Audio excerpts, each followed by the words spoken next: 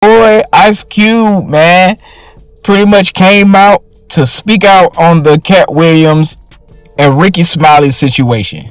Now, to be honest, Ice Cube did confirm a couple of things and clarified a couple of things with Katt.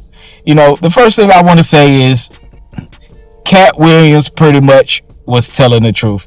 Maybe he was putting a little bit of sauce on it, but he was definitely telling mostly the truth about what he was saying. Cube did confirm that Money Mike was actually Katt Williams' role. So I don't know how Rickey Smiley even fixed his mouth to say that was his role. And that was really the contention that Katt Williams had against Rickey Smiley. And that was the main thing. I want to stay focused on that. This is a short breakdown because I'm going to play this video and it's about 9 minutes long. We're going to play the whole thing. And let me know what y'all think, man. Do y'all think Ice Cube vindicated Katt Williams, or do you think Rickey Smiley was just being out of pocket? Let me know what y'all think in the comments. Make sure y'all like, comment, and subscribe, man. Watch this clip. But more content is on the way. Peace. What's cracking? It's your homie Ice Cube. Just wanted to address a few things. Everybody been checking out the internet. My man Katt Williams. First of all, I just want to say, we shot that movie over 20 years ago. So, people have different perspectives, and it's been a long time. I also want to say, every comedian that I've worked with, every comedian that I've put in a movie, I only put them in the movie because I thought they was funny. I thought they was perfect for the part. I tried to put them in a position to win. That's what it's all about, I look at from, Chris Tucker and Bernie Mac and Mike Epps, Katt Williams, Rickey Smiley, Michael Blackson, Cedric, Kevin Hart. All these guys I know are funny as hell. I didn't discover them. They were doing their stand-up or doing their thing, and I knew that they were great and that they could act, and that if I have an opportunity, I was gonna give them an opportunity. To me, that's what it's all about. As far as specific things, Katt was 100 on a few things. Most of what he was saying, a couple things, I just want to clarify. When we bring in a new, comedian, we do have them try out for different roles. So Rickey did give Money Mike a shot. But when we saw him and, we kind of saw how he moved and how he was, auditioning, we decided that he would be a better, Santa Claus, which was, to me, the perfect casting.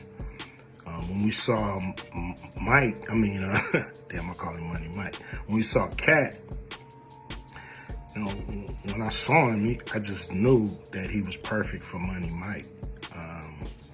And, Katt, said he wrote his role, which, the role was written, but he enhanced it. This is why Katt was so dope in the movie.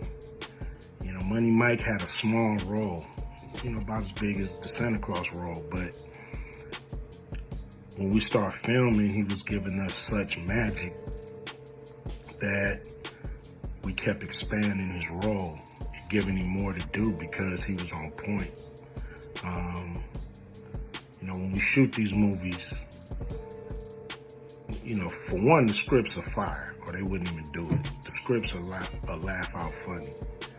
But we shoot the script, and once we get what we need from the script, we let the comedians ad-lib, riff, play with the words, do their thing. We give them a take where they can, or 2, 3 takes where they can go off and do what they feel.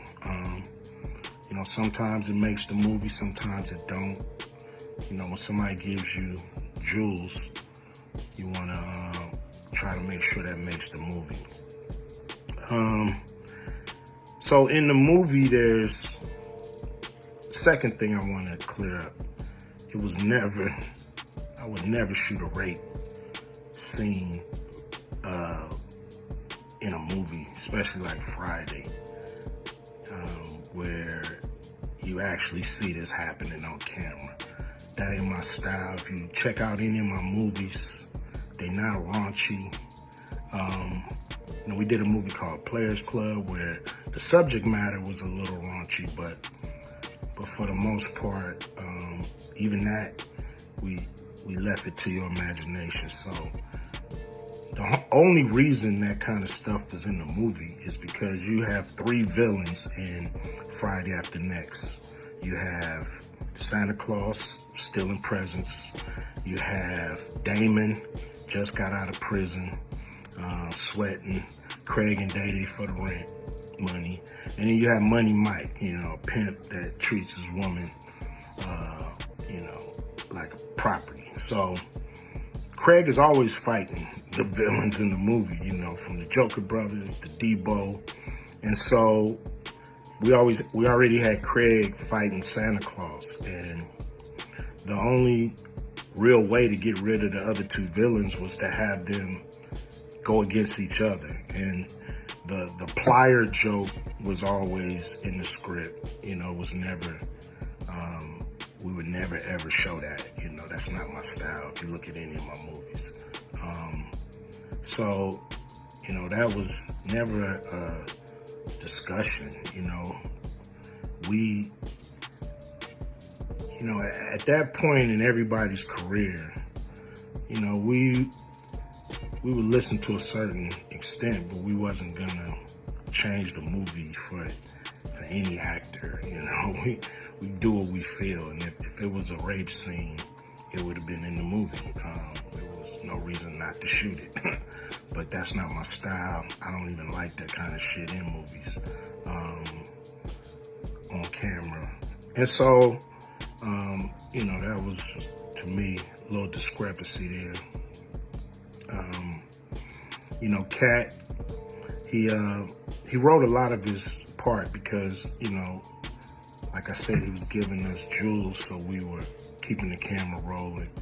He was coming off the dome. He was coming prepared every day to steal the show. That was his mission. And, that's what he did, with the movie. And it launched his career, And I'm proud of the movie. I'm proud of all the guys who've, come through, a Q Vision production and went on to do bigger and better things. And look, a lot of people are talking about pay and how much they was paid on these movies that were extremely low budget. Most of these guys work a couple of days, and when you're doing a movie, there's over 100 people working on the movie that need to get paid. Most of them got to get paid every day. And there's pre-production and post-production. Even after you finish with the actors, you got to pay editors and sound people. And my movies are all about quality, so most of the money go up on the screen. I'm not giving you no bullshit. I'm not giving you no low budget, shit you can laugh at because it's so cheap. So, we try to put all the money on the screen. And so any actor that's mad at what they got paid, just look at what you was doing. Look at where your career was at the time. Take a look at where it is now. And Friday has something to do with that, I believe. And I put a lot of people in movies, but they ain't never put me in the movies. so you can take that for what it's worth. You know what I'm saying? I've given a lot of these guys opportunities, and I still act, so I'm waiting for a call. I ain't got to produce everything or write everything. I got love for all the comedians that I've worked with. Got, you know, much love for Katt. You know, he spoke up for me a lot, and I just wanted to be clear and clarify some things. And shit, man. I hope y'all have a good 2024.